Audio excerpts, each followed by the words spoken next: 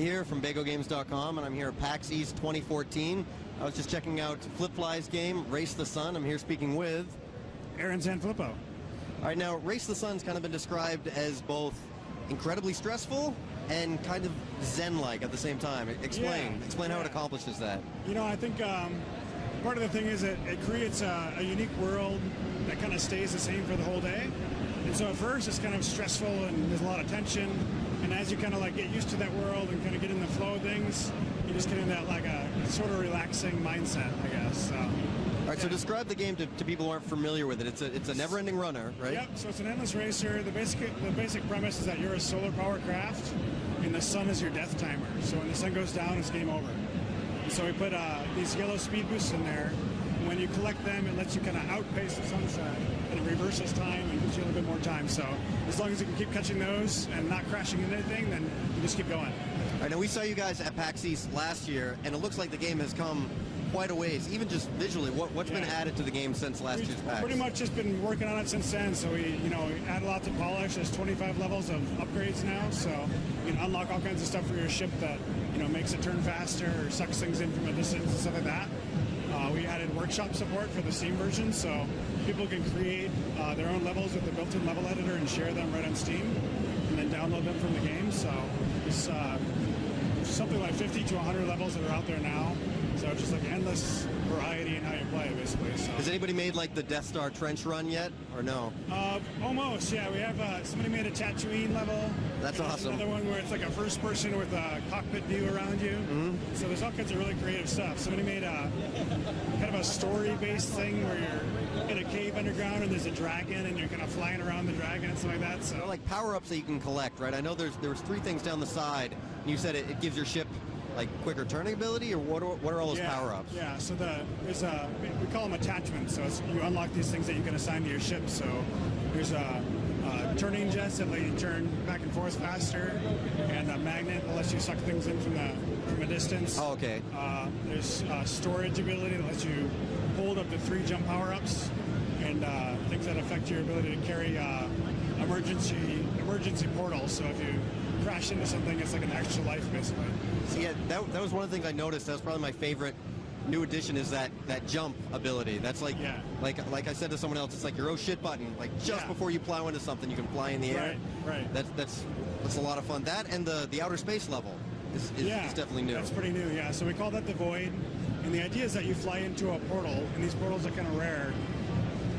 When you fly into it, it takes you into a different world. So what you saw is the Void now.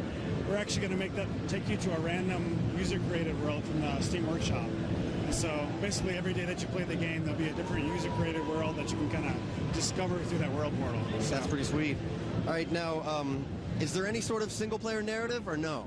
Not so much. We pretty much, leave it up to you to kind of define your own story. So the basic lore, I guess, is that you're a solar power craft, racing through this alien landscape, and just trying to avoid the inevitable, I guess.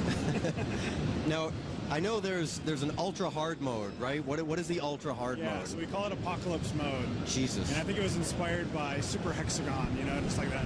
Super hard, super difficult. Like after you get bored, you get to level 25 in the main mode, and you're kind of like looking for more challenge. Like go and try Apocalypse mode, and it'll definitely challenge you.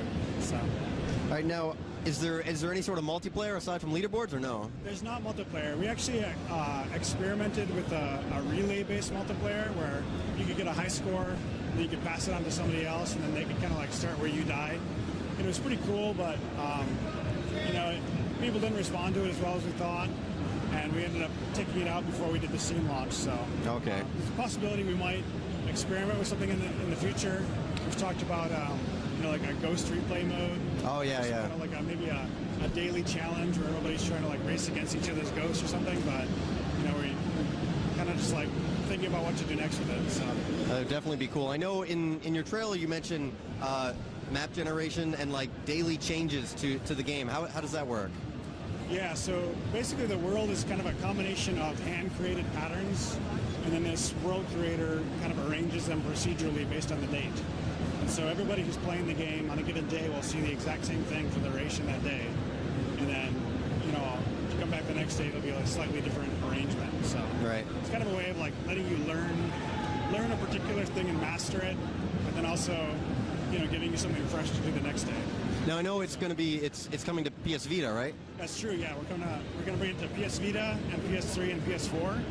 It'll be a cross-buy, so you buy it on one platform. And Oh, nice. So. And is that going to have the daily map generator and all that? It'll pretty much identical to the PC version. We're adding a new game mode for that version too. So we haven't talked about that too much. It's still in development, but yes, it'll be a new game mode and probably some other features too.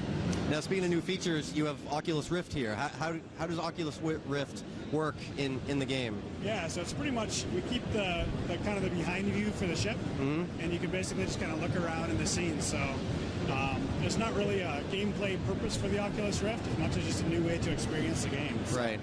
Well, I think if turning was tied in with turning your head, it would be a dangerous game, I think, for people's necks, because it can get really twitchy. Yeah. But so what's the what kind of a release date are we looking at for the PS Vita? Summer this year. All right, awesome. We are really looking forward to it. Thank you very much. Enjoy your PAX. Awesome. Thanks.